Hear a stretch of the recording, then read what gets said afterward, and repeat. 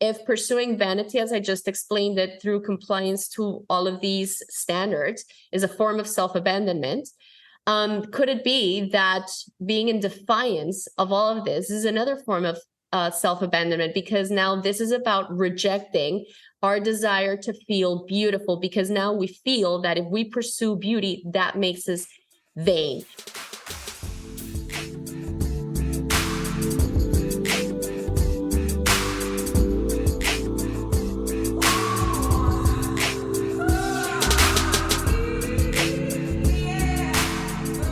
Welcome back to the Too Old for This Shit podcast.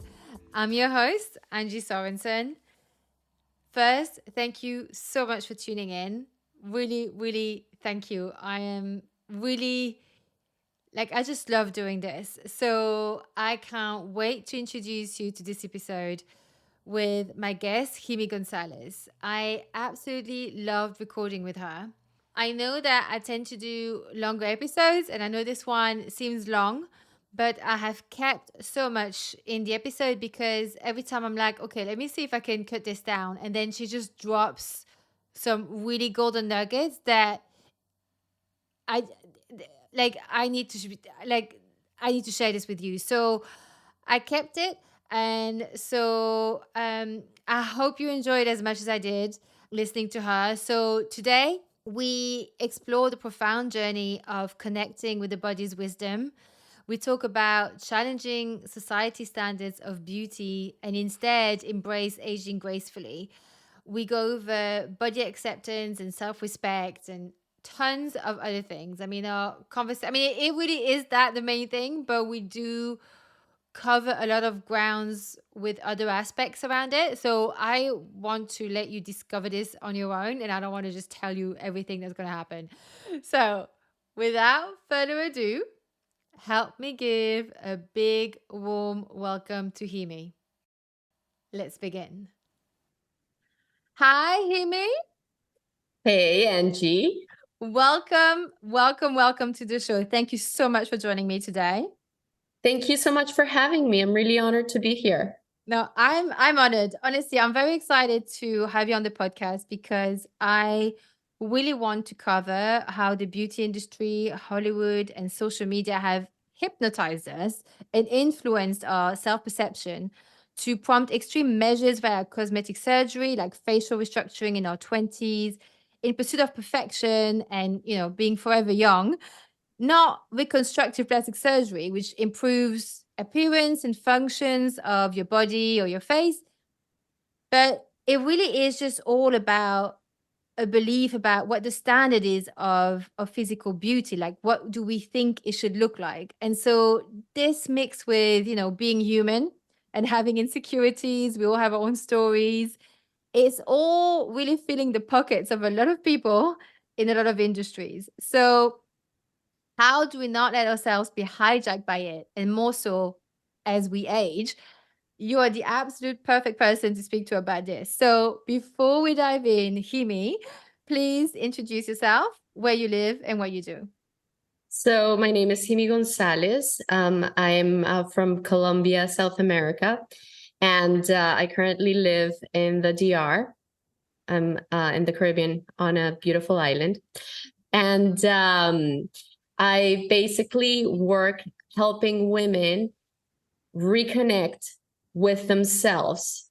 And so you may be asking, what do you mean help women reconnect with themselves? Well, basically what I do is I guide women through a self-discovery journey where we self-discover and we transition from the pursuit of vanity and we go into the pursuit of self-care.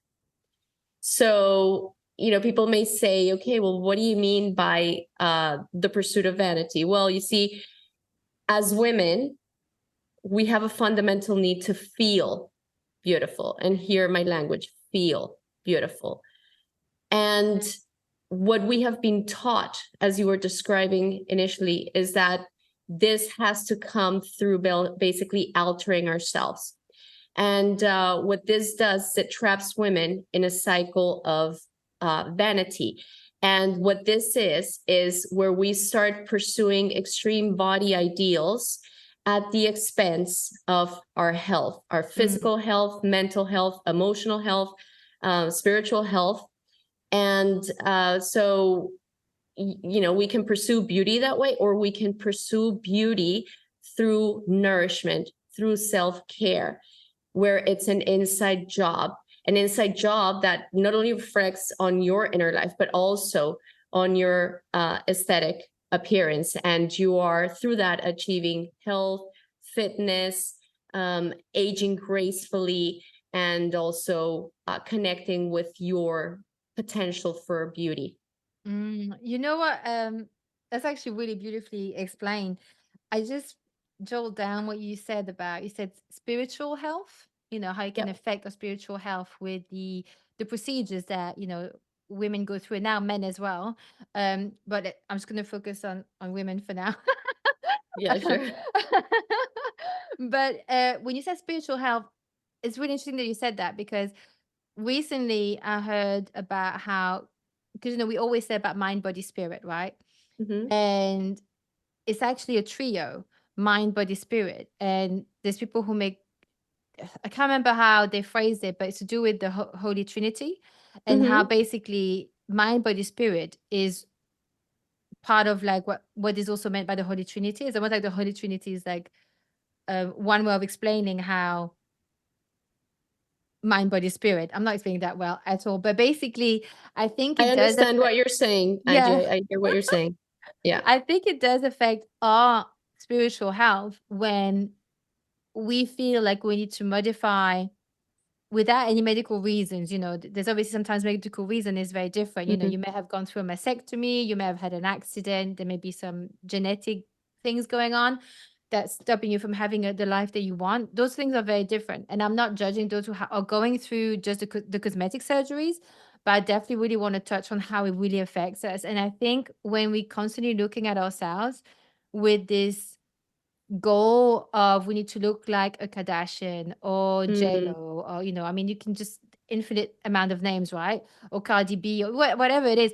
It actually we are telling ourselves that we are not good enough. And that's Mm. going to affect our psychological health, right? The mind. And then we punish our body, because that's all that does. We just punish our body, going through the knife, getting needles in our face, right? So um, self-care you mentioned. So to go from vanity to self-care, it's an inside job. Can you go into a bit more like what that means, and would you say that's to do with what natural beauty would mean to you? Yeah, and I think that you've just touched on so many important points as you were talking, and I think that I would like to invite your listeners to really connect with their heart, because this conversation is not about shaming anyone. It's not about blaming. It's not about anything like that.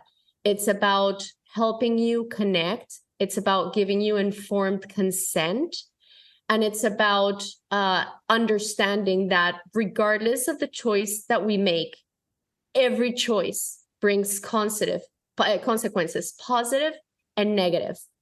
And what it means to be an adult is to be able to go through that informed consent, look at the negative consequences that you could be stuck with, the positive consequences that you could, experience, and then ask yourself, what consequences am I willing to live with, and Yeah. which ones am I not?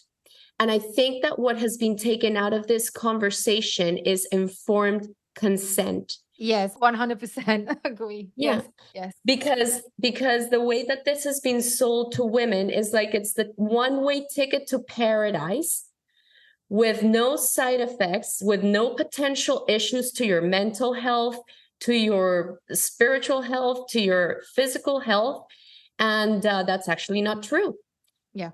Every choice has consequences. And it makes me very sad, I would say, that there's all of these women that are making choices without understanding what they are potentially getting into. Yeah. And I just don't feel that's fair.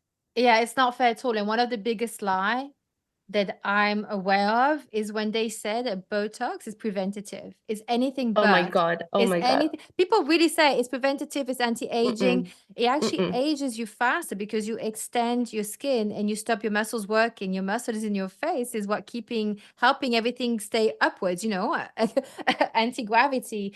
And I understand the feeling of wanting to do it, because I, even like just a few months ago, I was like, reconsidering, should I, not Botox, because that's completely against my principles, but values. But I was like, doing surgery for my eyelids, nose, and lips. Like it does come back and every so often circle back and go, oh, should I do something, especially as I age? I'm noticing my eyelids going down. It Mm. is really vicious. Like it's kind of really subversive how it just, even though that that's not to do with your worth, it does. When you look at in the mirror and you look at social media, it's very hard not to compare. It plays with your mind. Yeah, yeah. Yeah. And, and again, you're just so much gold in what you said. And I want to invite the viewers the listeners to consider this. I think that we need to reframe our language and our understanding of things, or understand what the words really mean and what they are inviting us to do. Language is very important. And so what would happen if we kind of like did like a new glossary of terms? And I'd like to start with anti-aging. So I want you to hear anti-aging. So for me, and what I've witnessed, I've worked in this field 24 years coaching women, and I've worked in entertainment, and I've worked in fitness, and I've worked in holistic health and beauty. Okay, so I've been around the block, let's just say say it that way when it comes to these topics. So anti-aging implies, first of all, that you can stop the inevitable. We are all going to age. Okay, so that's the first thing. Then the next thing, it implies that there's something wrong with aging. Yes. Third, it implies that or invites us to wage war against aging and wage war against our body. Yeah. So if we look at it from that perspective and we position that with another term, aging gracefully. Aging gracefully invites us to self-nourish. Aging gracefully invites us to embrace the life process. Aging gracefully invites us to understand that aging is a rite of passage into a higher level of power. And that if we are stuck trying to find it, we are going to become, and now I'm going to talk in archetypal terms. Do you remember the witch in Snow White that was so lost in her own vanity that she could not handle another woman becoming more beautiful? Yes, it was the jealousy. Yeah. Right. And it turns you sour, and you can have your face stretched, to whatever extent that you want, and you can have all the procedures. But if you are a rotten prune inside because you're sour, because you're bitter at younger women, because you cannot let go of that stage of your life, and you cannot transition into this higher level of power with grace and with elegance and with a deep sense of self-trust, then you're, in my experience, as I've witnessed it, in for a lot of pain. That no amount of cosmetic procedures, no amount of fixing your shell and, and doing whatever you think you need to is going to soothe that pain. So I think that that's one of the first things that I'd like to say in relationship to that. And then the next thing is that, what is this rite of passage? So imagine learning how to nourish your body so that you can bring out your potential and the best in your body and in your potential. And you can couple that with the wisdom that comes from having been on this realm for several years. You see, when you're young and you're beautiful, you're naive. You're naive. It doesn't matter how intelligent you are, how smart you are. Life teaches us. It's what gives us wisdom.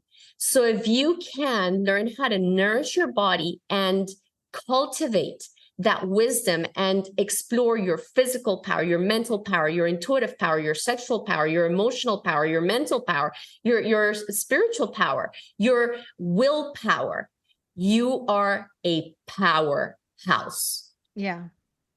Yeah. No, that's so, I mean, you've just said, well, like a lot of like, there's a word and I can't find it, but like the thing what you mentioned with the witch and the Snow White, it's Mm-hmm. like, it's interesting because that also applies in other areas of work where you can be super successful at work, but be awful to the younger colleagues or people moving up because there's some sort of Correct. insecurity, right? It can transpire in so many areas of life. And the thing is, it's really interesting because like I understand like there was a whole period, I think it was like it happened somewhere in my 20s, maybe mid or late 20s, where mid-20s it happened, I think, yeah. And I started to become really insecure comparing like with other women. Like I would be jealous, I'd be comparing. It just was really unhealthy. And I the way that I like transcended it was actually in Thailand. And I went to this I was doing yoga out there and I went to this belly dancing workshop, this amazing teacher, and she teaches like Taoism and all kinds of different things. And we had to do all these different dancing rituals that she would teach us all these rituals from all these different countries. And one one of the many of the things that we did had to do with observing the other woman. Like we'd be paired up that and the thing is like I learned actually through actually really watching a woman but in a different way that we do in normal life. Like that actually every woman is beautiful. And that means that I am beautiful. 100%. Yeah, and all of a sudden they were not competition because they were thinner or had longer hair or bigger breasts. All of this stuff didn't matter because each of them had something, and it was all in the eyes. It's like in the expression, in the movement. Everybody has something. Once you own it, that's it. There's no reason to be competitive and jealous, and that was so transformative for me, you know? And so I understand, like, this is, I understand what it's like to be in a place where you're becoming this witch inside, like a rotten prune, you know? And then, you just gotta like break that open and let it go. But it's like what, I don't know, like society, maybe bad relationships, whatever it is, but something brings it up because I was never like that as a child or a teenager. I was never like that, it became a conditioning of later life. So yeah, it's One 100%. And I want you to go if you can, if you have daughters or if you have nieces or if you have access to little girls, observe the little girls and see how confident and how magical they are yeah. because they are embodied in this innocence, in this knowing of who they are. It's not about competing, it's about bringing out the best in you. And like what you were saying about looking at the other women and trying to connect with them through their appreciation of their unique magic. I think it would be so healing for all of us to understand that as women, that like our feminine energy, that's the muse. What is the muse? The muse is what inspires the artists. The muse is the energy of inspiration. The muse, like you can even see it in parenting, the feminine energy, the mother inspires, the masculine energy validates. So Mm. as women, it's part of our intrinsic nature to want to inspire, to want to feel beautiful. Like it's a part of us. And, we have two extremes today, two very painful extremes. That is part of what's contributing to that competition. And one is that some women have become very compliant to the institution and what the institution says is beautiful. Those are the beauty standards and what you need to do in order to achieve those beauty standards, which oftentimes involves hurting ourselves. And this to create a shell so other people approve of us while we are compromising ourselves physically, mentally, emotionally, spiritually, and in a lot of inner pain. And then we have the other extreme, okay, which is the defiance or the blind disobedience to the establishment. And these are the women who are in rejection to the standards, feel like they're misogynistic, and have now engaged in a different form of self-abandonment. So if pursuing vanity, as I just explained it, through compliance to all of these standards is a form of self-abandonment, could it be that being in defiance of all of this is another form of self-abandonment? Because now this is about rejecting our desire to feel beautiful, because now we feel that if we pursue beauty, that makes us vain. And so some women start to masculinize themselves, other women start to neglect themselves, neglect their bodies, let themselves go, because they feel like if they care for their body, that makes them vain and it makes them bad and misogynistic, and you fill in the blanks. And so the question is, how can we break free from these painful polarities? And could it be through first learning to assert ourselves, self-discover, self-explore, so that we no longer need to be compliant or defiant to external surrogate mom and dad figures, the institution, to tell us how we need to look so that we are approved of. And let's self-discover, let's connect with, okay, what is my unique body? What is my magic? What is my potential? And how can I nourish my body so that I can tap into that God or divine given potential that we all carry? If we understand that, and if we understand that the path is through self-care, and we can look at the women around us and we can go, you are a child of the divine, you're a beautiful expression, you are a muse, you're my sister. Yeah. And I can, look at it, and what would happen if we all self-cared? Like if we nourished our bodies, if we stopped competing, if we stopped teaching men to seek these standards, this perfection. This is us. We're doing this to men. Yeah, I mean, this is interesting, right? Because you mentioned about the two sides. By the way, also before I get into that, I realized I haven't even asked you how you got into this line of work. We are going to circle back. I want to find out because this is really interesting. But like this is when you mentioned about the defiance, right? So, and the one that goes to the extreme of like not looking after themselves because they think it's misogynistic and so on and so forth. What's interesting is that like to neglect ourselves or to look like we're doing a lot of self-care by going through procedures or constantly I don't know if you're always doing your nail with acrylics or whatever it is, any examples of it, right? Botox and so on and so forth. It's almost like both of them are really circling around what men want or don't want, right? So one is like, well, I don't want, maybe I don't want to please men. I don't want to have their validation, like I'm just going to be scruffy and whatever, because it's misogynistic to look after myself. And the other is like, I want to be this peacock that you're going to see me. And Yeah. actually, it really is like, it's going back to what you said at the beginning. It's that inside job where it's like, and feeling beautiful. And I remember when I came across you the first time and I read some of your articles on your website, and the thing about feeling beautiful, then you radiate. And it is so true. It's like, if you feel beautiful, you are going to be beautiful. And there's even this teacher I went to. So it's about feeling beautiful, not looking beautiful. I have had so many clients that could be literally by conventional standards on a Victoria's Secret catwalk and don't feel beautiful. Oh, absolutely. And I think more of them, it usually is the ones who are by standard, like people would say beautiful, the ones who have more insecurities, I think, because one, people like to put them down, and two, people are very stingy with their compliments, right? They're not going to tell them because they're like, oh, they know she's beautiful. They know, she knows. But I remember this dance teacher, she was a jazz teacher, and she was 62 at the time, and she's lived a life, she danced in New York, Paris, you name it, she'd been everywhere. And she was 62 and she also enjoyed life. So she had like what you'd known as a beer belly, right? And she always had leopard print on. And she looked so beautiful. And she had like red hair. She was always she had this feminine thing about her. And it's not because she was cutting her hair or had the leopard, but it's the way she moved. And every time she would teach us, when she would do a choreography, all of us were just like, our mouth was to the floor because she was just so beautiful and sexy at the same time. So Like, going back to the glossary of terms, would that be somebody who feels safe and comfy and cozy in her own skin? that's the thing that I learned, was that it was her attitude was within.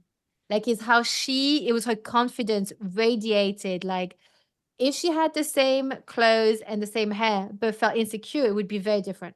Mm-hmm. Whereas she was not punishing herself. She enjoyed life. She had a laugh. She was doing what she loved doing. She was passing on her knowledge to the younger generation. Mm-hmm. Yeah. Mm-hmm. And I used to think any 20-year-old would feel lucky to be with her. Mm. That's the voice that kept popping up in my head every time I saw her dance. I was just like, this woman is incredible.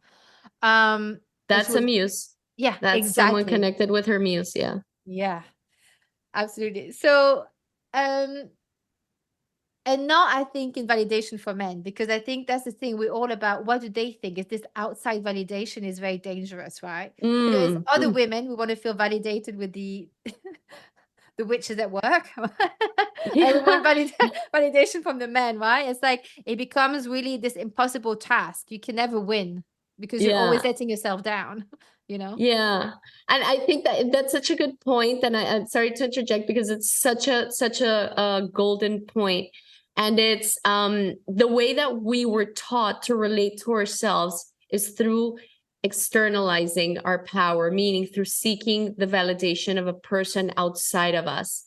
Mm-hmm. And one of the things that I work with clients on is finding that inner validation. And it's about learning how to self-inspire so that you're not looking for gurus outside of you to tell you what you need to look like, and how you need to pursue it, etc. And self-validate so that you can give yourself approval. When you give yourself approval, you do not need the approval of anybody else. You see, that woman approved of herself. Yes. She wasn't doing it for likes or for compliments. She was just in her flow. She was in her magic. She was in her energy, in her muse. She can self-inspire and she can self-validate. And that's what I refer to as reparenting yourself, self-parenting. And I want you to, so you can understand at a deeper level what I'm talking about, just take a trip down social media lane. And you're going to see people seeking the inspiration, other people to inspire them, and then completely desperate for the validation of other people. And the dangerous part about that, and what you were saying about not only looking for the validation of the women, but also looking for the validation of the men, is that what happens is that you end up losing your soul. You end up prostituting yourself. You end up working against yourself, because here's what happens. When you activate your feminine energy and you go inside yourself, you're inspired to self-discover, you connect with your values. What are my values? What are the things that are important to me? Then you use your masculine energy to protect and assert those values. Okay. And then you can maintain integrity within yourself because you know who you are, you know how to protect those values. And what happens when you do that is that you build your life around validating yourself and living in tune and in harmony with those values. And if you don't know who you are because you haven't self-discovered and you haven't activated your own feminine energy to do that, and you don't even know what to protect because you don't know what your values are, you can't activate those two energies within you. And what's going to happen is you are going to adopt the values of other people. You're going to become a people pleaser. It's going to be hard for you to say no. It's going to be hard for you to set limits and boundaries. And hello, is this a challenge that most women have? Why? We could give many reasons, but one of the main things I would say is what I just described. There's no invitation into self-discovery. And if you actually think about, if we self-assess and we're really honest with ourselves, and before we even do that, I'm going to quote Dostoevsky. He says, above all, do not lie to yourself. So if Yeah. we sit with that energy and we take a look inside ourselves and we ask ourselves, okay, so how much time, energy, resources have I invested in getting to know the world outside of me versus how much time, energy, and resources have I invested into getting to know myself and spending time with myself? And if you put that on a scale, and the answer is 0 to very minimal on knowing who you are, you won't know what your values are. You're going to build your life around the values of other people, and you're going to become a pathological people pleaser. And you're not going to be able to set limits and boundaries and say the two most important words, no. Yeah, that's the thing. But that's the thing. It's also because it, oh, I don't even know where to start. You said so many good things there. But yeah, I mean, do you know, it's interesting because we are, as a society, we women, we are, I don't know if I can generalize it that much, but I feel like that's my experience that women, we are being told that, it's the people pleasing is a good thing. It's like, oh, she's so cooperative, she's so flexible, she's always putting other people first. And I'm an assistant in my day job, right? So I'm an executive assistant, and part of me absolutely resent it. I don't an assistant because I am not a submissive, like by nature in life. Like I don't like being told what to do. I don't enjoy having a boss. All of these things are against what the role needs me for a lot of the things. And I've noticed something even in the company that I work with. There's a lot of us, a lot of assistants. It's a very big company. And even like the people we report to, they always go, oh, but what does that, the person you support, like the senior person, right? What do they want? It's always about what they want. Even what we want has to fit into their narrative.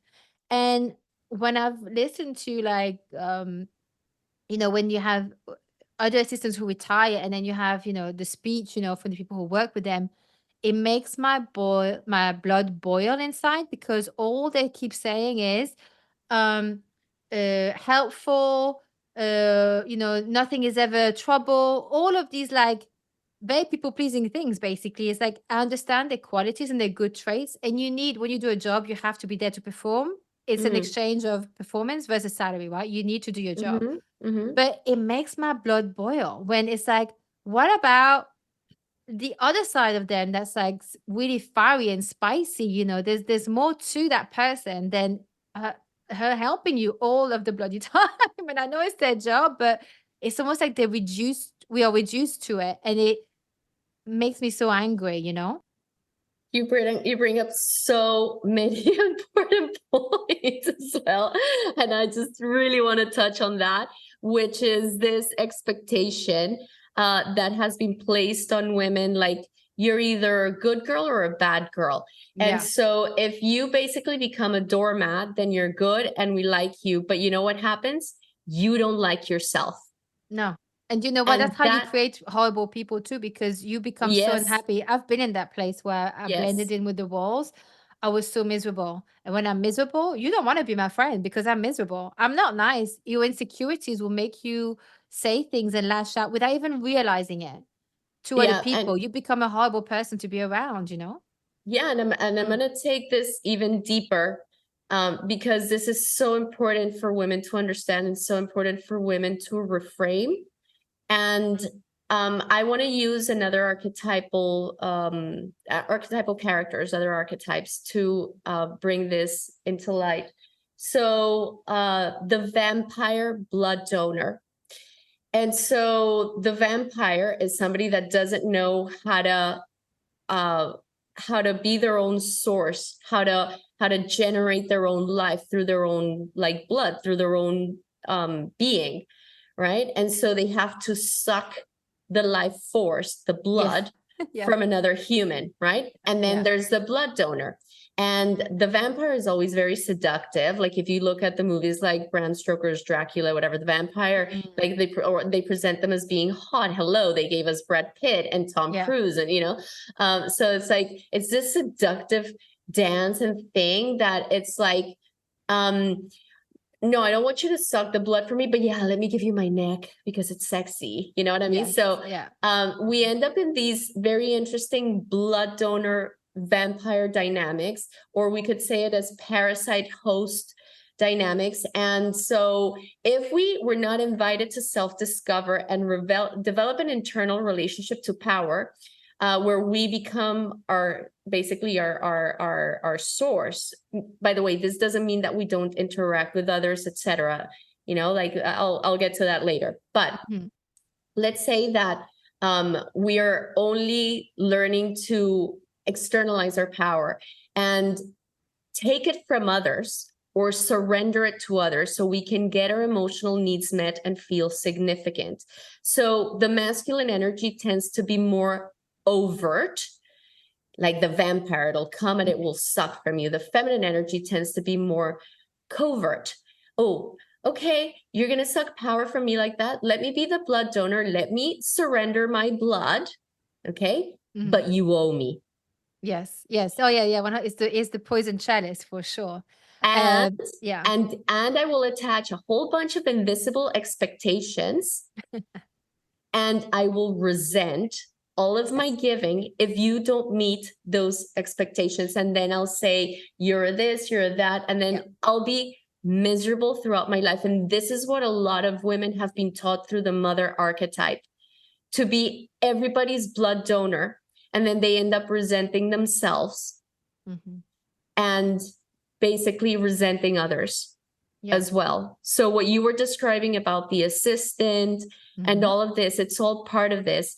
If we do not self-discover, if we don't know who we are, if we don't know our value, our limits, our boundaries, etc., we are going to end up in codependency. Blood donor, vampire type dynamics. How can we heal from this? Self-discover, connect with your magic. You are a muse. You are a child of the divine. You are a mystical, powerful being. And if you understand your power, then you can come and you assert yourself. You can come in and you can have beautiful, interdependent relationships with others. And heal from that codependency. But that's a whole rite of passage. And the question is, are we willing to look that deep into ourselves? And you know what? Do you want to know what will wilt you and make you wrinkly and, overweight and whatever you want to add to the equation, and sick and depressed and whatever? Be a blood donor or be a vampire.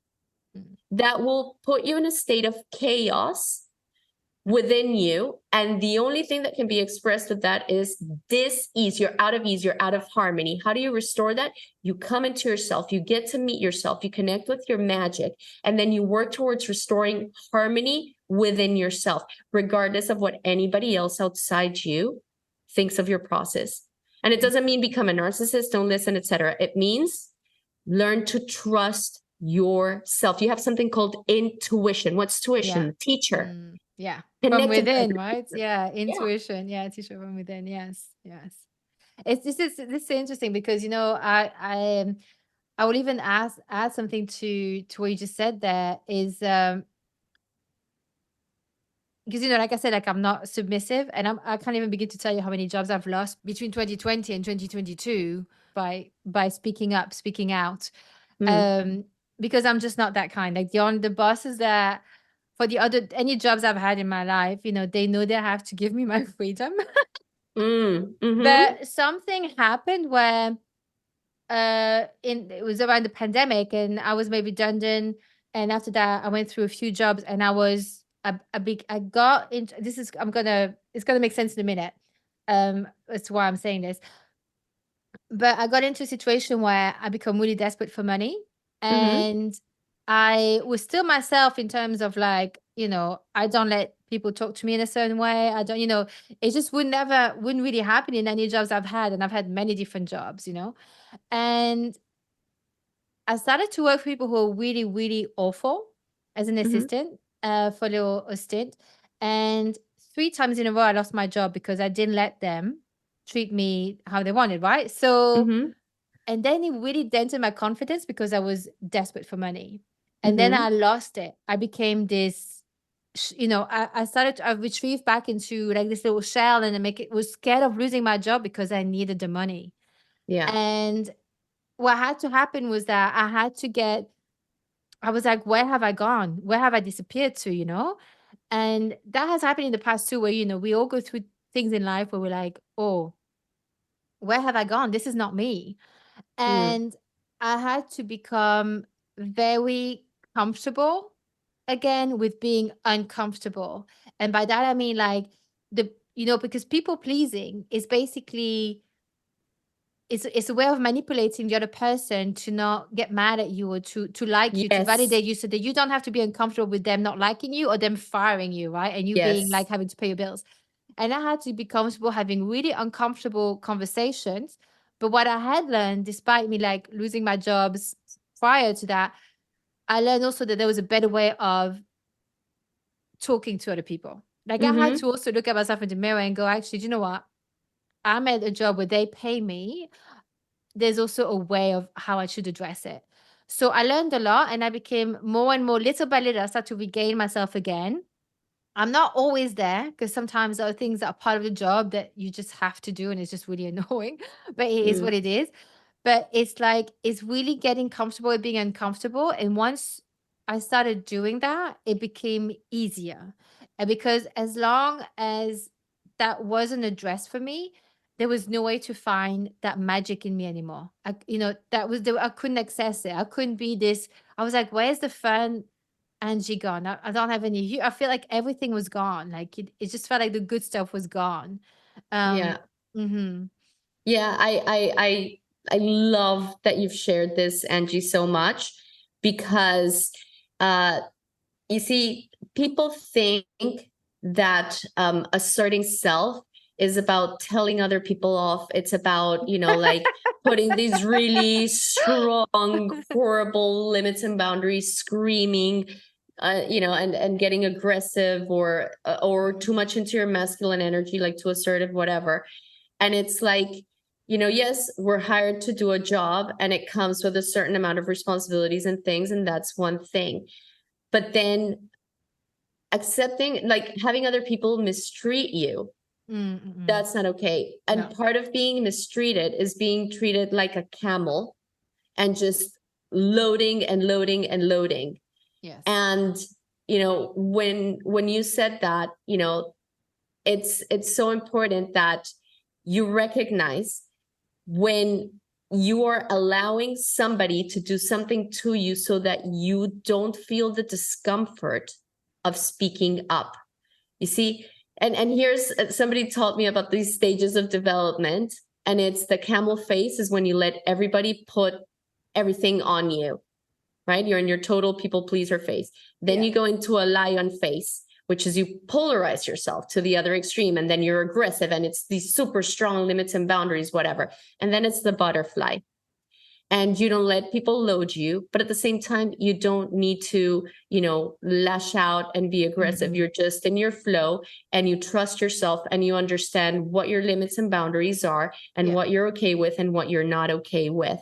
And it's stages of development. It's an archetypal stage of development that, again, most of us go through, and it teaches us diplomacy, it teaches us humbleness, it also teaching us assertiveness, it teaches, like, we have to go through the full Yeah. spectrum so Yeah. that we can then better understand those energies within us and learn how to manage them.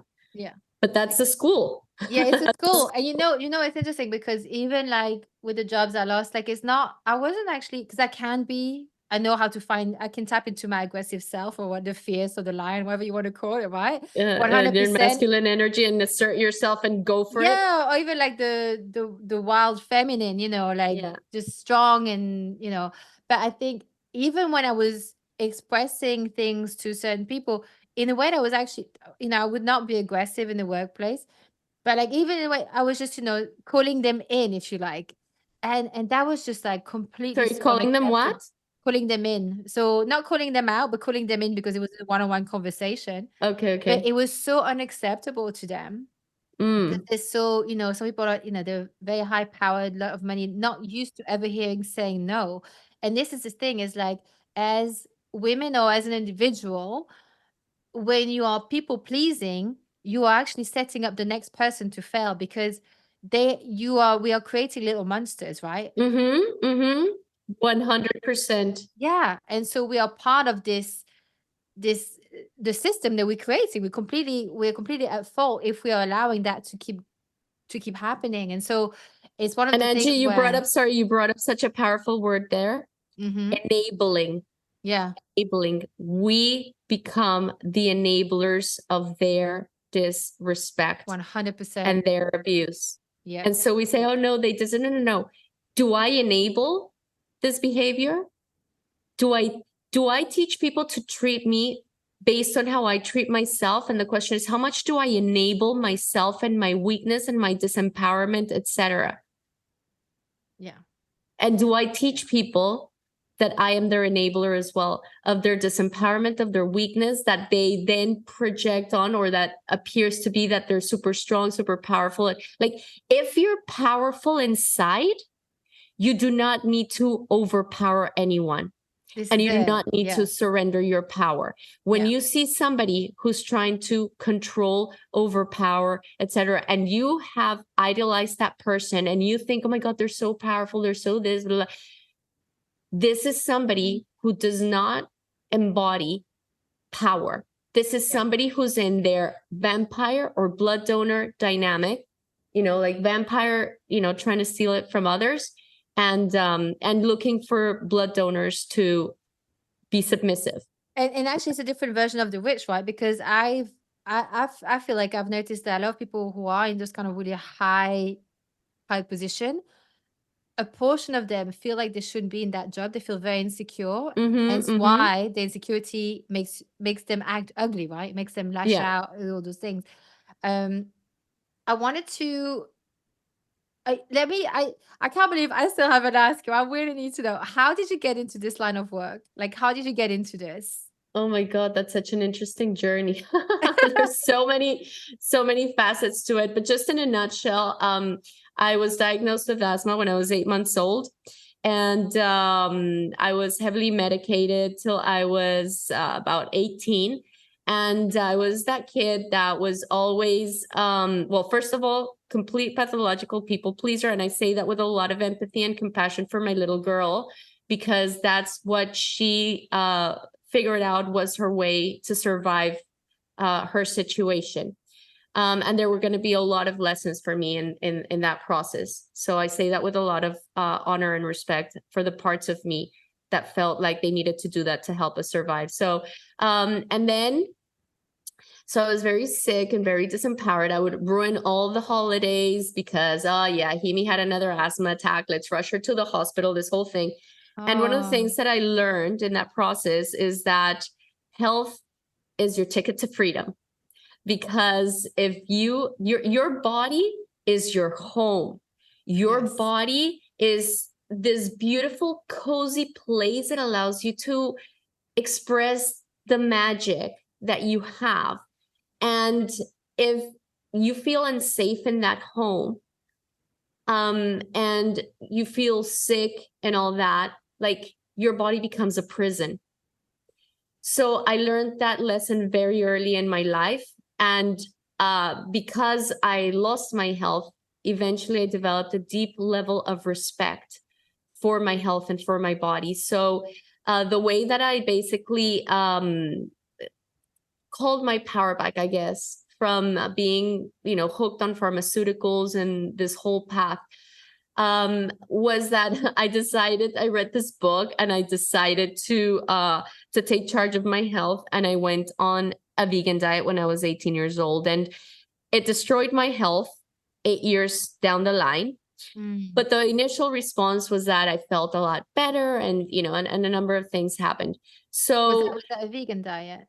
yeah, like, yeah, because Yeah. I was, I was eating a whole bunch of crap, and then I'm just really eating whole foods. And so, and I mean, this is a whole topic. This could be like a whole other podcast about that experience and what I learned through that. But one of the things that it taught me was um, basically that we have the power to, through our lifestyle choices, make a difference in us, because it did make a difference for me at the time. However, as I said, 8 years down the line, it really destroyed my health. And I was 25 years old at this stage. So I adopted this diet when I was 18 years old. By the time I was 25, 26, around that time, I was so sick, and my body was really breaking down. And then at that time, I met my mentor. His name is Paul Chek, is one of my mentors. And basically through that experience, I was inspired. First, I was in the fitness industry. Then through that, I was inspired to learn about holistic health. And it was through his teachings that, we're applying, kind of like, think of like functional medicine meets fitness. That's kind of, and then, he brings in concepts of spirituality and personal development, and it's like a very holistic approach. Paul Chek is probably like the father of holistic health when it comes to the application into the fitness industry. So it really opened my mind to so many different things. And then while I was getting my training there, and while I was already working with clients, I started working in media. So my first career is mass communications. I didn't mention that. And I first came into media as a news writer. I was writing the news. And then I got fired from that job. And it was interesting how things happen. But funny enough, like, I don't know what, like 6 years later, I was on camera on the same network, now being a fitness bombshell. So I hosted nutrition, exercise, But lifestyle. I've got to interrupt that, because people are going to say, fitness bombshell, 100%. If you recognize the quote, like the word, the body, the new generation is Elle Macpherson. She used to be called the body. That's exactly who I thought of. Like when you are in that swimsuit, like Ximy, you're like, honestly, like, yeah. So 100% a bombshell. And when I saw you on where we do the video at the beginning for like a little chat on Zoom, I was like, oh my God, like she's so beautiful. Oh, 100%. thank you for sharing. Thank you for sharing your experience with me. And what I would say to that is that what you see is congruency and harmony within myself. That's what you're seeing. People think, oh, it's genetics, it's this, it's that. No, it's not. That's so disrespectful to the hard work that I've been through and that I've put in throughout all these years, recognizing the places in my life that have been out of chaos, so that I could be inspired and motivated to reparent my little girl and give her new tools to reframe her experience of life, of her body, of food, etc., and create that level of congruency, self-respect, and harmony within myself. So I want to say I'm appreciative that your heart and your soul can recognize my connection to myself and my commitment to self-respect and to nourishment through my shell. Let's put it that way. So thank you for that. And as I was working in entertainment, while it was interesting, because at the same time, like, I had the influence of my mentor, but at the same time I was inviting me to go inside myself and, and explore realms that, I didn't even know existed. And at the same time, I was working in a very, what I would say, shallow world, which was a world of entertainment and media. And it was such an incredible contrast, because I went into this world where there were so many invitations for me to edit myself. If you get a boob job, your career is going to get a boost. Hey, why don't you? Wow. Well, people actually said that. Yeah. Oh my God. Yeah. Oh Okay. my God. I could write a book on it. Like your cheeks, they're a little bit too full. Why don't you get liposuction on the cheeks? I understand what they were meaning. I think it's called like buccal fat removal or Yeah, something yeah, which is like a that. Yeah. terrible, which is terrible actually, because when you watch surgeon talk about that, like what happens, you go, oh my God, that's the worst thing you can do. For Yeah. the Yeah. quote unquote anti-aging, like for the lot youthful, Yeah. we're not saying anti-aging anymore, but like for to wanting to look young, it just does the opposite. Is yeah. Yeah. And and at the time I was in my late 20s, and they were already, like critiquing my and telling me that I needed to be leaner. And some of one of the hosts on the show, a female, would make fun of my body on air, and like Wow. I had to experience some very interesting things. And then at the same time, I was there looking at what women would do in order to create that shell, and how they would compromise their health to create that shell. And I was able to connect with so many people in this world, and obviously all beautiful souls, and and beautiful people at the same time, a lot of them in a lot of pain, and projecting a lot of their pain about their body image onto talent. So getting, projecting that pain and devaluing us through our looks, so that we would, kind of like create this persona. I don't even know what to call it. So it was very interesting to go into that world with the background that I already had in holistic health, and the understanding and the level of healing that I was already doing, which allowed me to see it, but not participate. Witness and learn, but not participate. But that's actually quite a big feat, because if you say you were in your 20s at the time. Yeah. Yeah. And how old are you now, if I can ask? 46, 47 Yeah. this year. Okay, yeah. So I'm 45. I'll be 46 this year. And so I know that in my 20s, in our 20s, we're a lot more vulnerable to that, because we still, Mm-hmm. you know, Yeah. so, and I know I get, like, I've had all kinds of stuff said about how my looks and stuff, from my teens in my late 20s. And it really affected me. Really affected me. It's very Yeah. hard not to be affected by it. So, yeah, I mean, and it is what women do to each other sometimes. It's really awful. Yep. Yep. And when I was a little girl, I remember like my siblings, my cousins, they would call me mustache, the cellulite monster. Like they would make fun of my legs, they would make fun of all these things. And but what's interesting is that we have a choice to give our power away to that, or we have a choice to basically ask ourselves, is this really true? And this could be character building because you It learn. is. Yeah, it is 100%. Yeah. Yeah. You can create an environment for people to walk on eggshells around you, or you can wake yourself up from your own spells. Like the idea that your legs are this, or that your belly is that, or that your hair is this, or that, they would tease me over my hair. Over everything. And what was I going to do? Like, imagine I would have given my power away to that. Where would I be today? Justifying and validating that what they were saying is true, or that ignite curiosity in me, where I went like, well, is this really true? Yeah. Is this really true? And then by, connecting with myself, to self-discovering, I've realized all of those were stories. So it was powerful. And then, just to wrap up how I got into this whole thing. And it was interesting because there were several things happening in my life at the same time. So I was working on media. I was still getting some of my coaching, doing my work to heal myself, and working with clients. And while some clients were coming to me for fitness, when I started to apply the holistic health principles, they started to notice that they started to go into remission from their health conditions. So like fibromyalgia or asthma or arthritis or this or that. And then they were like, can you help my friend? She has this and this. And I'm like, well, I don't know. I mean, I've never worked with that, but I can teach them the principles and see what happens. And then it was beautiful because I started to build my career around helping women with a lot of health problems. And a lot of the health problems came from their relationship to the pursuit of fitness and beauty, by the way. So I'm trying to paint a picture here.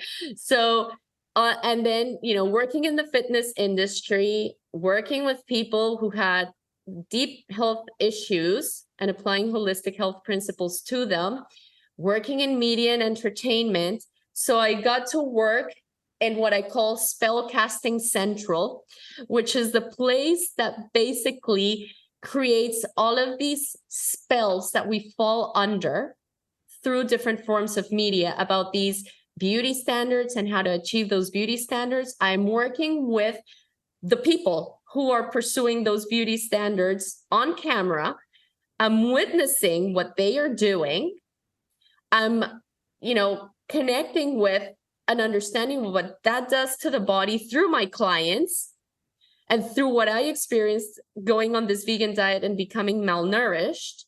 And so that allowed me to connect so many dots and learn so much about this field. So what I've done now is I invite women on a self-discovery journey to become experts in themselves, to learn how to nourish their body, to learn how to reparent themselves, question all of these disempowering beliefs, and build an inner life where they've reparented themselves so that they can step into their later years as experts in themselves with a deep inner knowing, with understanding how to manage their body, tapping into their different levels of power that I mentioned earlier, and being ready for that rite of passage into their later years where they can become a powerhouse because they are in harmony with these different levels of their life. So that's how I got into doing this work. Gina, this is so interesting. There's a few things I can relate to. Like when you were saying about how your clients they had all these, different medical diagnoses, and a lot of it was through the pursuit of health is what had actually caused them to be sick. So I don't necessarily relate to that bit, but I totally relate to I used to be I'm still very healthy, but I used to be people used to call me a health freak, and I used to also I used to be vegetarian for many years, and vegan at home, but vegetarian outside, because at the time it was hard to find good vegan food. Yeah.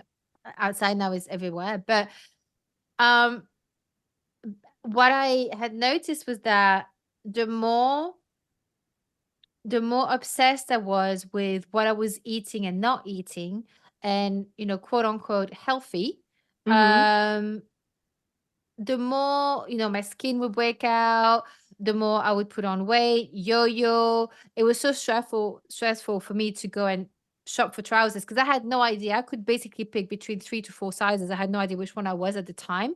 And still to this day, I'm like, shop for trousers. If there's one shop I know that knows my body, has my type of like jeans, that's the only one I go to now. Like I just don't really enjoy shopping anymore. But I used to be on the outside. People would watch me how I would eat and stuff like that. They'd be like, "Oh my God, it's so healthy, so healthy."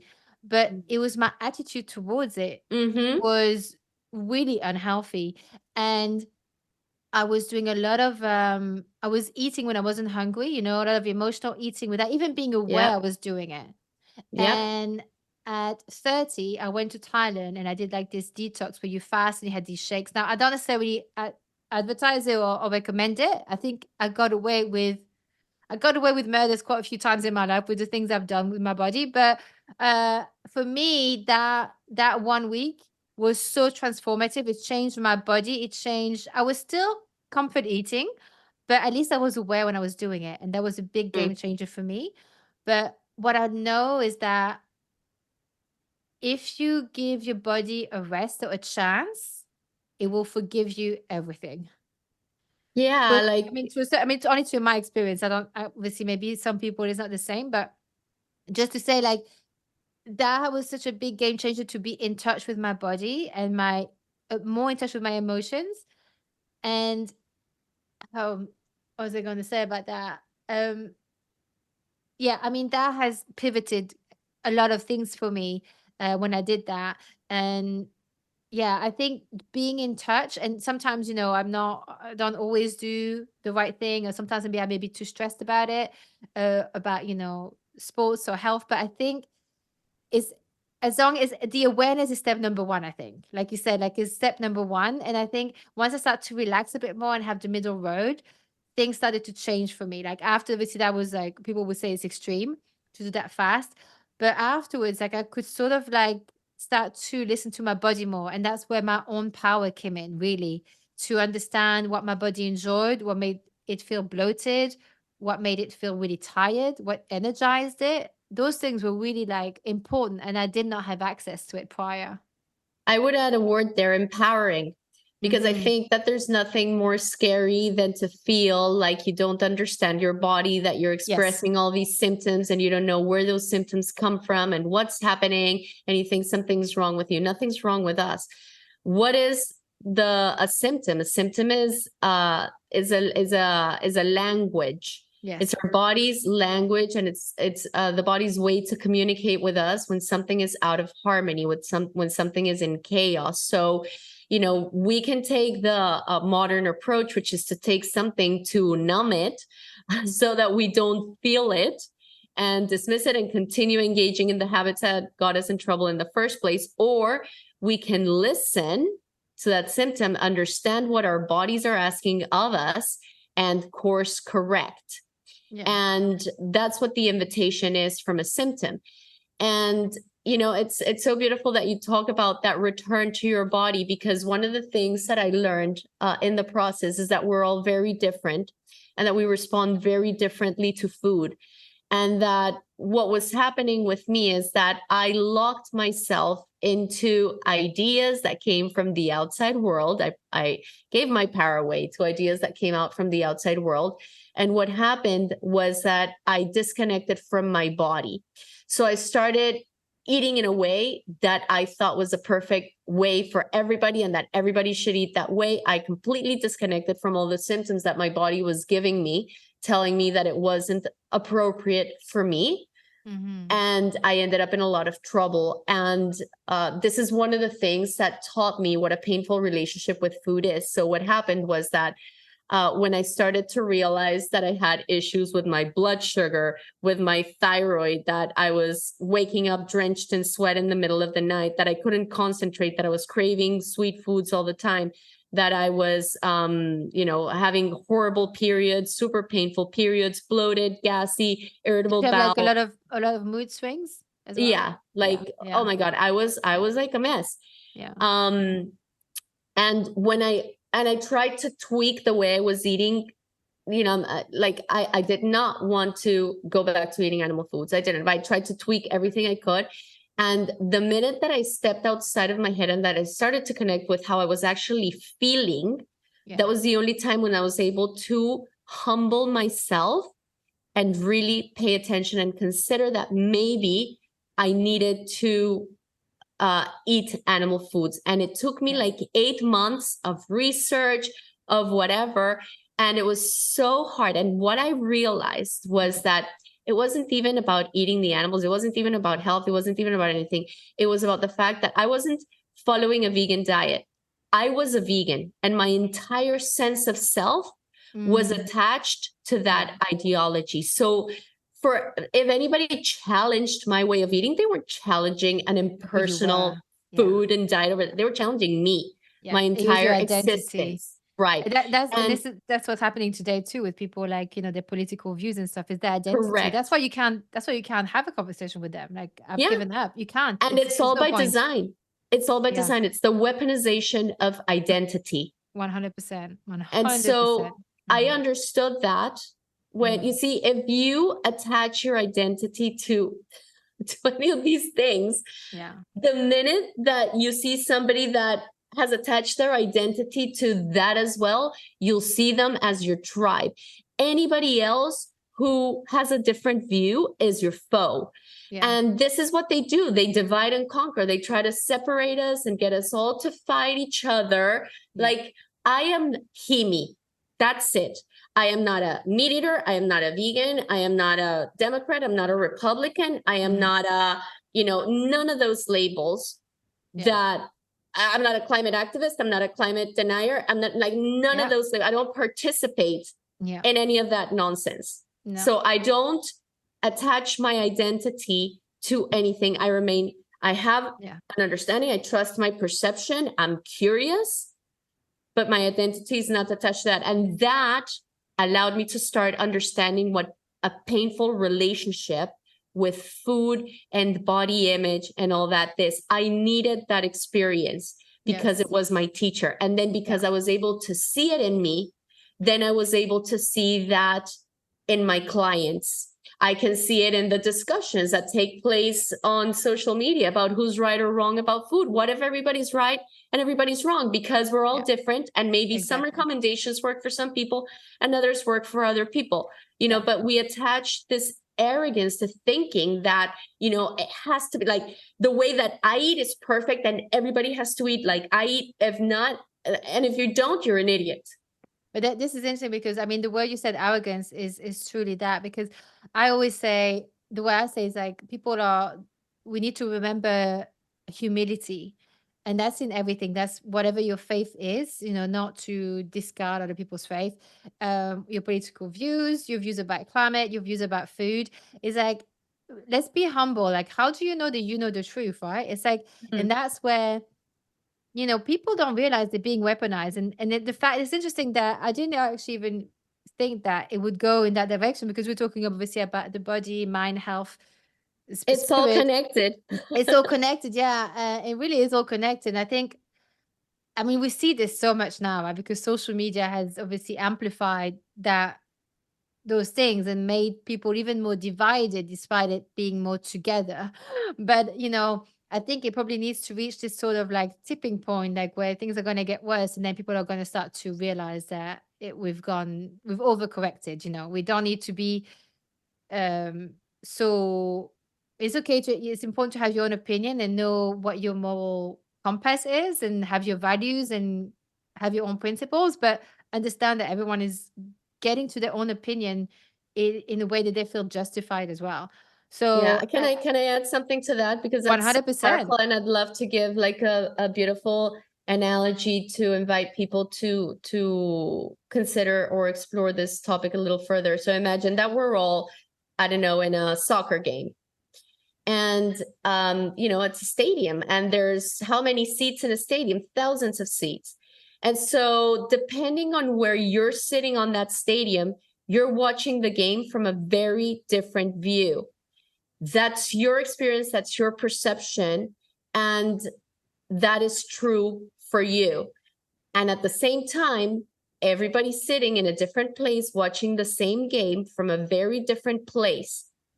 So by me saying to you, Angie, you're wrong, the way you're eating is wrong for you, means that I have not had the ability to sit where you're sitting and observe what you're observing and why you feel that that's what's right for you. And maybe it is. Does that make sense? So what I like to do with my clients is I don't like to project my seat onto them and tell them that their seats are wrong.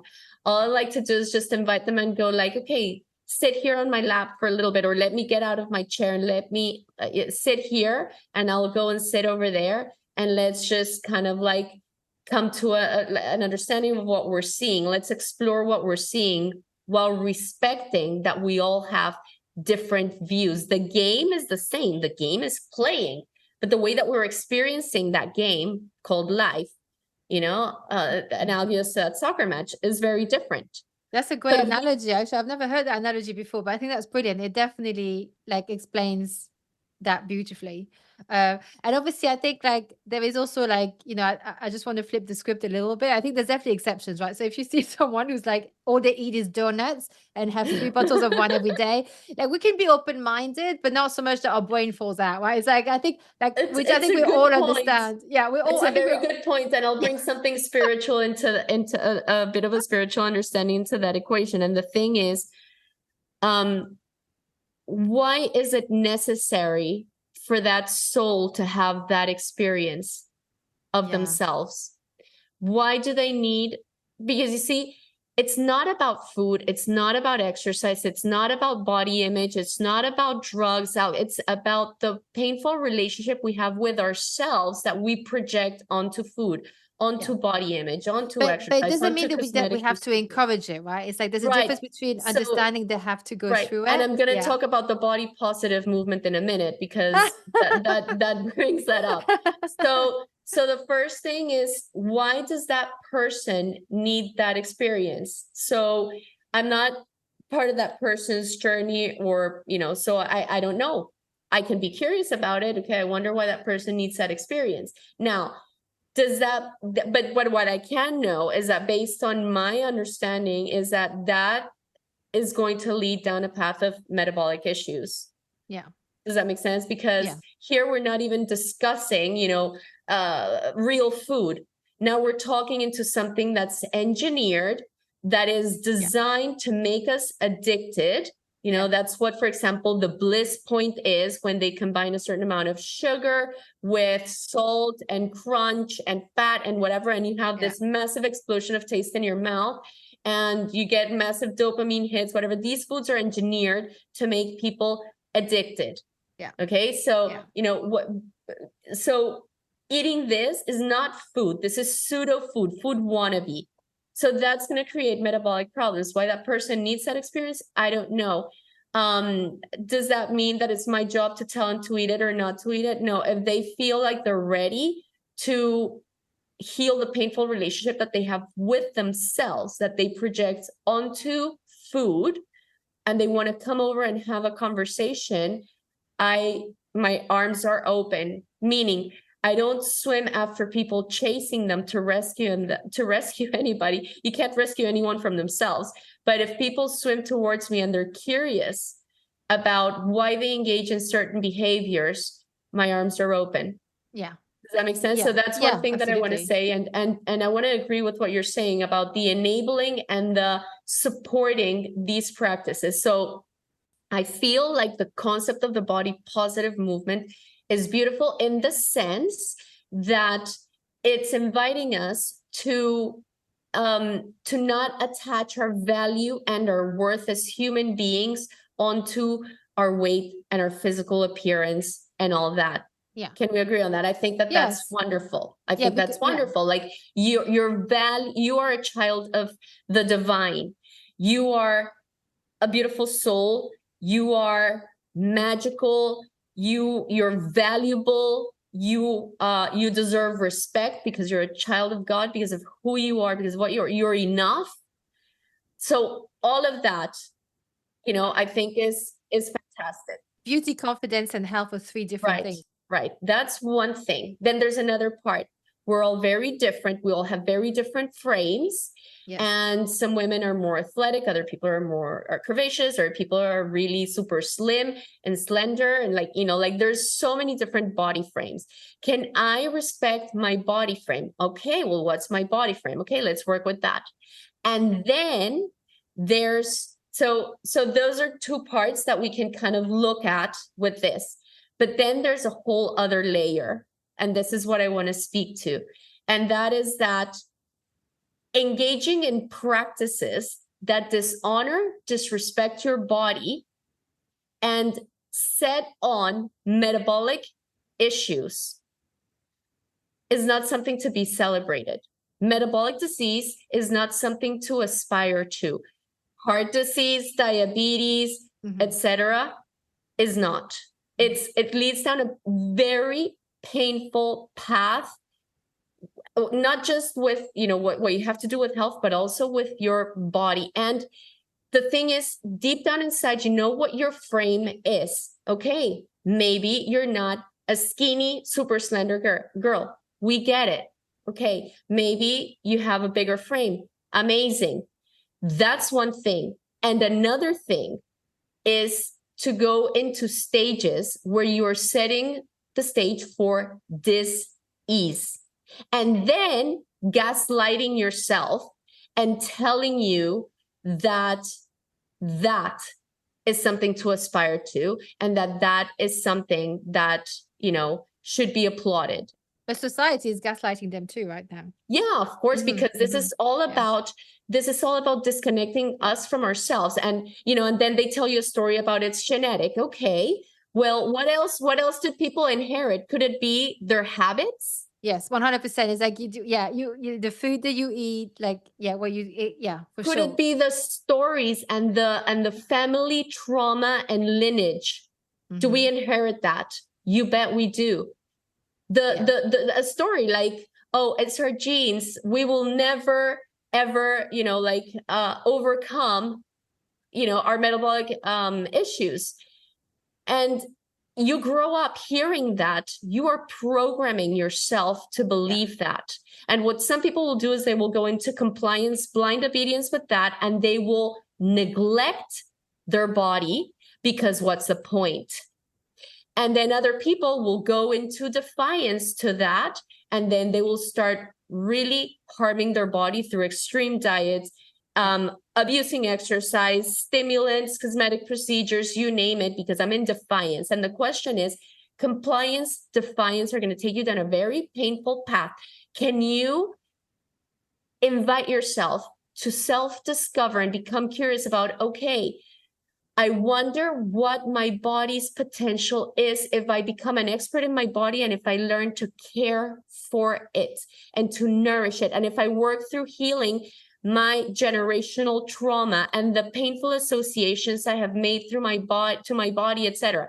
But the thing is, if we lock ourselves in this whole body positive thing, we are enabling all of these disempowering beliefs about genetics and about all that stuff, and we're interfering with a person's process of curiosity and an invitation of self-care, and we're locking them in there and celebrating metabolic disease. Now, why do people gain weight? I could go over 20 million reasons, from somebody who had sexual trauma and then now their body is creating a layer of fat to protect themselves from another attacker. That's one possibility. They don't feel seen in their life, and so the organism increases size so that they can be seen as a form of survival. It could be because somebody has been on these yo-yo diets back and forth throughout their life, and that's put them in a state of malnourishment, that now the body needs to hoard onto resources, fat and water, and anything that comes into your body to literally survive. It could be that you've devalued yourself so much through all of these stories that we've been told about what it means to be fat, or what it means to be young or old, or whatever these names are. And you've devalued yourself, and now this is expressing in your physical body. I mean, I could go on and on. A devaluation conflict. There could be so many reasons why. And there's also, like, Right. if you stick and you're on strong steroids for a long time, you stand no Yeah. chance. And you could be at risk of diabetes. Oh, and look there's at so the many amount of things, right? look at the amount of endocrine disruptors in the environment and obesogens, like through cosmetic products, through plastics, through so many things. But if we defend this, and go like, well, this is the way I am, and you attach your identity, we go back to the same thing, you attach your identity to this, and then people applaud it and celebrate it, and then you start gaslighting yourself, and you interfere with your ability to tap into your survival instinct of curiosity. What would happen if I gave my body different information through my thoughts, through my feelings, through my perception, through the way I eat, through the way I move, through the way I talk to myself, through the way I talk to my body, through the loyalties that I have to my family and to society, and the experts telling me all this nonsense? Like, what would happen? Could you hear me from the heart? Could you become curious instead of locking yourself in a predictable pattern that may feel cozy and safe because it's predictable, and we gravitate towards what is predictable? What would happen if you stepped into the mystery of what can be? Yeah. This is so interesting because, we were talking about gaslighting, right?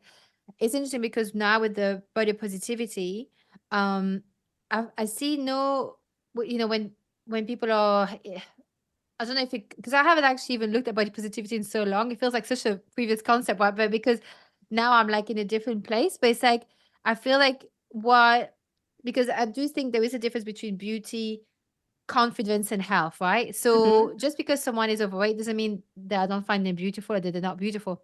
But I think it's that thing where, like you said before, when society is like applauding when someone is actually medically in a bad place because there is so much weight and pressure on their joints, fat around their organs, and this is a serious situation.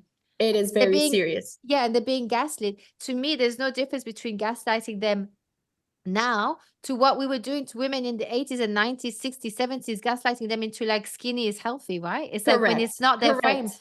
So there hasn't been any evolution. We think that we're all Mm-mm. empowered and this feminist Mm-mm. movement has earned us some points. Unfortunately, it has Don't gone a even get me bit. started. Yeah, no, it's like maybe we need to come back and do another episode and do, we can, because I could talk to you forever. Like I really love Yeah. what you have, I love listening to you. And it's funny because I had this question here, but it feels like cheap now Sorry. to ask it. Yeah, go on. Sorry. Just before we move on from this topic, Yeah. because you brought up a very important point, and I think I need to really emphasize on this.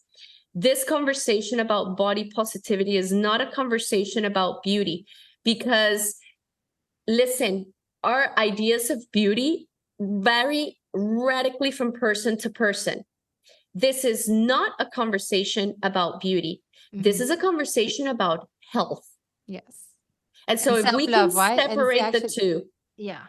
if we can separate the two, there are men that love their women, to be very voluptuous and big and whatever. That's what they like, and some women like to that's what they like. And some women like to be skinny and that's what they like. And like, it's not about beauty. It's not about preferences. It's a conversation about health. And about informed decision, right? Because I think when we're Correct. constantly gaslighting ourselves or being gaslit, it's hard to know who we are and have and actually apply true self-love and self-care and have that inside job, right? About Yeah, feeling and I will bring beautiful. another word in. Yeah. Self-respect. And Self-respect. this Yeah. is going to bring me into a very important thing now that you mentioned self-love. So a lot of people have very different ideas about love, is because a lot of us were abused in the name of love. So many people have associated love with abuse. So we can go like, oh, okay, well, I've had a long day at work, and I know that when I eat this cake, my belly bloats, I get a headache, and I feel absolutely awful and sick. But I'm gonna love myself. I'm gonna eat that cake. So that can activate our enabler archetype. However, if you say, you know what, when I eat that cake, I bloat, I get a headache, I'm gonna respect myself. I'm going to eat that cake. Does that even match? Yeah, no, it doesn't. It doesn't. Right. So I think that if we can replace, like the word love is beautiful. It just has been associated with a lot of pain, enabling, etc. But if we're really honest with ourselves and we go, is this choice about respecting myself, or is this choice about me enabling my own disempowerment? I'm the biggest enabler of my disempowerment by telling myself that engaging in disrespect is okay because I'm going to sugarcoat it in love. And you know what? We get fat on sugarcoating because what we're sugarcoating is our own self-deception. And when I say fat with lies in our head, self-deception. But that's interesting because we are, and I've been in that place where I've, overeating to a point where it was physically painful. So what's interesting is that you are doing things to your own body that you wouldn't force someone else to do. I would not force feed my neighbor. I wouldn't force feed my family. I wouldn't, do you know what I mean? I wouldn't force them like we do when we make foie gras. Like it really is what you do to yourself. It's like, it's really that, like it's painful. It's a sport. It takes and effort. You think that that's animal torture and animal cruelty, but yet you do it to yourself. We do it to ourselves. We do it to ourselves. And it's a sport to be able to, I put on a lot of weight very fast. And I'm telling you, it was effort. It's not lazy. It was complete effort. And it's like, you have to be very uncomfortable. It was really, but I was in so much pain, and not just physically. And it's just, so it's interesting when you talk about respect, and it really is that, because you probably would respect someone else more than you wouldn't do that to someone else. You would feel cruel. Yeah. And and now that you mentioned that about the overeating, I really want to invite you all to connect with this at a deep heart level, because when we're born, the first thing that we do is we put our mother's nipple in our mouth, for the most part. Yeah. And as we suckle on her milk, it's not just the milk, it's her love, it's her nourishment. It's the first thing that soothes us. So we're crying, we're in this new realm. We go to our mom's nipple, we find soothing there. And what happens is that if throughout our formative years, we do not get given tools to learn how to self-soothe, we will be looking for our mother's nourishment and nipple through our mouth, through food, alcohol, cigarettes, sex, drugs, you name it. Netflix too. So like soothing, What's like that? watching, Yeah, Netflix. Netflix. Basically, you're numbing your feelings, right? You're trying to Correct, numb that desire you have. right, because what happens when you overeat to the point where your belly wants to explode or you get drunk or whatever, these are all ways in which we dissociate. We leave our body. Okay, because as I said, what would be self-soothing would be sitting with ourselves, asking ourselves, why are you hurting? What's going on? Instead of stuffing our face with some Doritos and then leaving our body and dissociating so that we don't feel the feelings. My belly hurts more than my feelings. So now I'm okay. I have a worse hangover than my feelings. So now I'm okay. And so we tell ourselves that. And so what would happen if we learn to first ask ourselves, what am I hurting over? And then we start finding ways to self-soothe, such as journaling. Can I get to meet myself and ask myself, what am I hurting over? And can I develop tools to reparent myself and to learn how to self-soothe?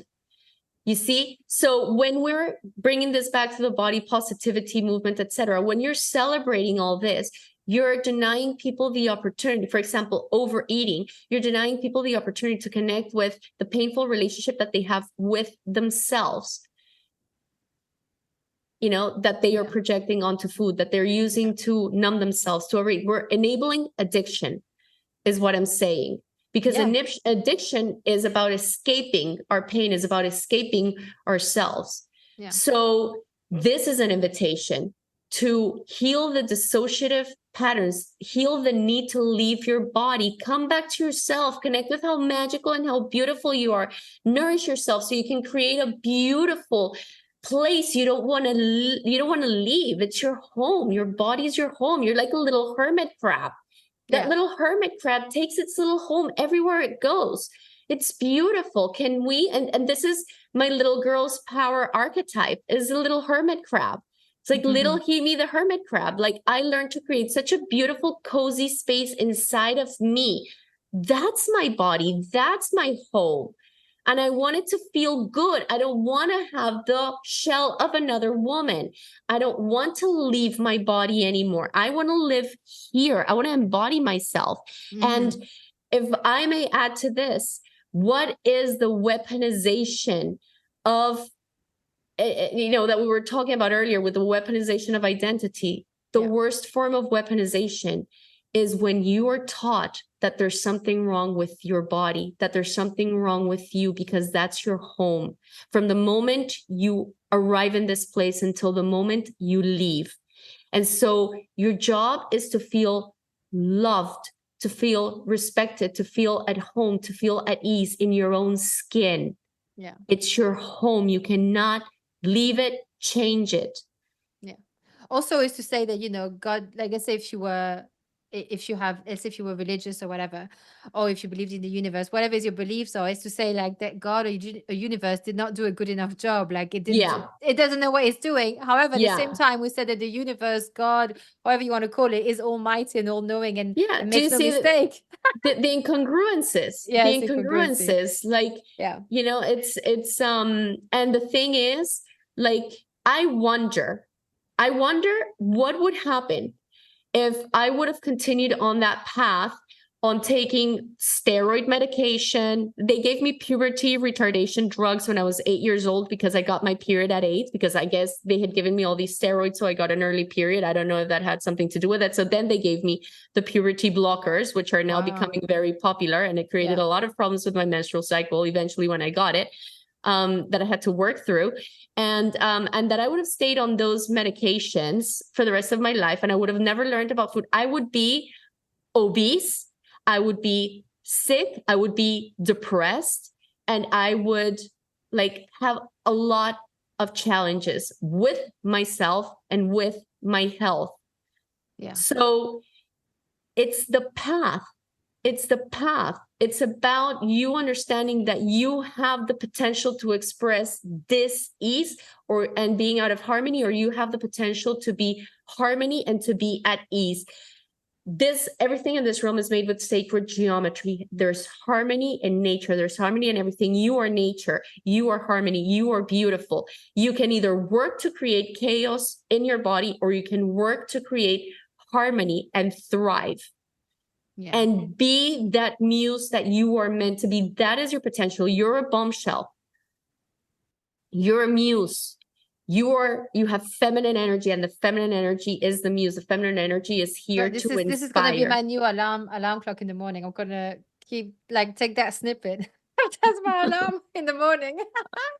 That's my way of starting my day. That'll be funny. Don't let them weaponize you and tell you that you need to wage war against your body through anti-aging, through fitness practices that make you starve yourself, abuse exercise, take stimulants and put you in a sympathetic state and damage your hormone or compromise your hormonal system, to cut and paste yourself, to insert foreign objects in your body.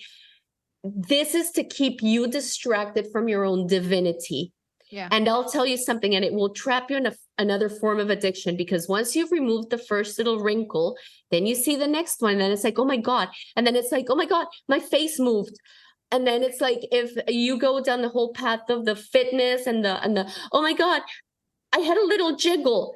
Yeah. And then when you start taking yourself to those extremes, which are not sustainable. No, they're not. And actually, if you get a facelift, it's valid for 10 years. You have to go back after 10 years. It's not and it's sustainable. Super invasive. It is super invasive. It's not sustainable. And then what happens is that now you've seen yourself like that. So now you've created your base like that. And everything after that feels obese, old, whatever. Be careful what you wish for. So tough, because I understand that desire, but there's a whole other sense for me of how I feel inside that makes me not do it, right? Because health for me is super important, because I need my mind and I need my body to do the things I want to do, right? But I want to look, I would love to carry on that sort of conversation, but I do need to take it to somewhere else. And there's this question, it's been bugging me this whole time, because it feels like, especially after talking with you, it feels super superficial. But I feel like I want to ask it, because I think once people go and they listen to you and they go and check your website, they'll be like, oh my God, right? That may be what comes up in their mind. So I feel like I need to ask it. Sure. Despite you actually answering a lot of it in this whole episode. But like I said before, like you do look, you look like the body of a person, right? And people may say, oh, wow, okay, well, easy for her to say to be natural. Like, look at how she looks, right? What do you say to that? Well, I think that I already answered that, saying that if I had chosen another path and I would have stayed there, I guarantee you, because like I have a tendency to carry quite a bit of weight in my lower body, for example. And, if I don't, let's say if I engage in practices that don't respect my body starts letting me know, because I start getting inflammation and water retention and, challenges, for example, in my lower body. So I use my body as a compass, but it's not just the physical stuff. It's like, it makes you feel like, for example, my body responds really, really well to a lot of fat and protein and not a lot of carbohydrate. But if I start eating a lot of carbohydrate, then that's what happens to me. And then I feel sleepy and tired and I can't concentrate. And blah, blah, blah. There's a whole bunch of things that happen physically, but also, aesthetically, but also in the way that my body feels, and it messes with my cognition and my mood and, and a number of things. So like my nervous system. So I think that answers the question. It's like what you're seeing is self-respect, and it's engaging in practices that work with my body. It's I live what I teach. What I was also say after listening to you is that you know, it's something that we see that we all know, but we don't necessarily maybe always apply, is that you can't judge a book by its cover. You don't know what someone has gone through to get to where they're at today. Exactly. You know, Exactly. yeah, exactly. People think they see this and then they go, oh, there you go, you know. Yeah. People have no idea. And by the way, like, you know, like some people say, I want your body. And I'm like, well, first of all, like, you can't have my body, just like I can't have yours, just like I can't have Elle Macpherson's, just like I can't have anybody's body. Yeah. So, and a lot of our trainers, because my husband has an institute that educates, fitness professionals, a lot of the clients are coming to people now going like, I want this woman's legs and I want this woman's abs and I want this woman's, like, can you see the self-devaluation? 100%, 100%. And yeah. Yeah. And it's like, now what I say to people is, okay, come on, let's pause for a minute. Can you look at your body and can you ask yourself, if I knew how to care for my body, what is my natural potential? But all you see are the stories. Yeah, all you can hear are the stories and the projections that other people had, that they pushed onto you, that you accepted. But you are in the position of questioning all of those stories, like I have done. So how have I created this environment? Through curiosity, through questioning, not just the stories that I was told about what my body was or wasn't, but questioning all of the ideas that they've told us about what's healthy, what's not healthy, you know, all of that I've had to question, and I've had to learn to trust my body's guidance. What do you see? Somebody who listens to her body's guidance, understands the language of symptoms, honors and respects what her body is telling her, and that's what you see. Yeah. Yeah. So that's it. And like I said, you can think it's genes. Okay. If that's what you want to think, then that's fine. I'm not going to prove and defend. And the question is, what magic can you do naturally with your frame? And even with what we were discussing about the lines of expression and all this, did you know, like, and this is so fascinating, and I'm going to encourage you all to actually, through you, I think you learned about me through Kelly Brogan, right? Yes. Yeah. And actually learned about this girl through Kelly Brogan too. So her name, I think her Instagram is Anastasia Beauty Fascia, Anastasia Beauty Fascia.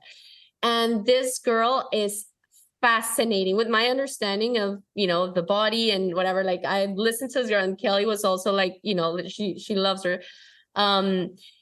When you have tightness in the muscles around your face and the fascia gets tight, the fascia is like this tissue that covers your whole body.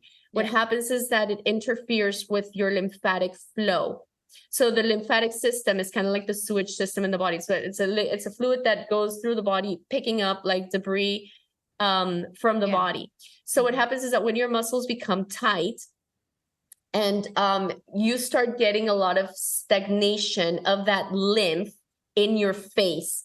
So it starts to give you the droopy eyes, the lines of expression, the puffiness in the face, the neck, the double chin, all these different things. And they tell you that it's just sagging skin and this and that. But all of this can be addressed through self-care, massage. Yeah. She teaches you how to massage your face. You see what I mean? It's like, I've actually been looking for someone who's good at massaging your face, like in a way that's like, really good for your muscles and the tissues, because but it's hard to find. I'm still looking, because I love massages, but I never go to massages anymore. But I think it's super, super important, and the fascia plays a big deal for sure. Yeah, so I'm gonna have to go soon. No, this is sorry. But I just want to say to everybody out there, there are natural approaches. It's not the quick fix. It doesn't happen tomorrow. It works. You just have to learn about delayed gratification instead of immediate gratification. And you can do pretty much like, this body is amazing. It's magical. You just need to understand it and understand what your body's telling you. Lines of expression. I'm just working on this one. This I'm just figuring out like recently, and I've been working on it. It's like amazing. The facial massage. So, Yeah. you know, like, just be curious and question and get informed consent about the consequences of everything that you do, so you can make an informed decision about choices, the consequences you're willing to live with and the ones you're not. That would be my take-home note. And respect yourself and don't lie to yourself. Thank you, Ximy. So I just want to say a big thank you for all your insights.